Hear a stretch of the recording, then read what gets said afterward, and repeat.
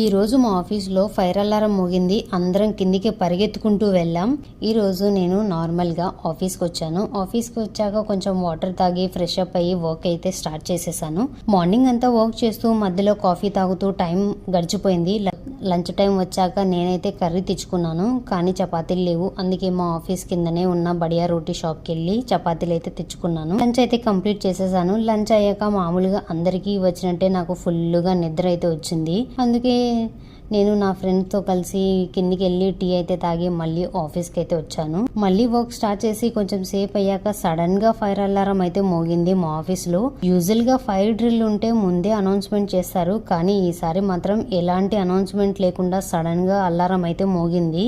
Alarm మొగ్గానే మా ఆఫీస్లో ఉన్న వాళ్ళందరం కిందికి అయితే వెళ్ళాము. వీకెండ్ కాబట్టి చాలా మంది బ్యాగ్స్ తీసుకొని డైరెక్ట్గా ఇంటికి అయితే వెళ్ళిపోయారు. నేను మాత్రం కొంచెం సేపు అక్కడే ఉండి ఫైర్ డ్రిల్ ప్రాసెస్ అంతా చూశాను.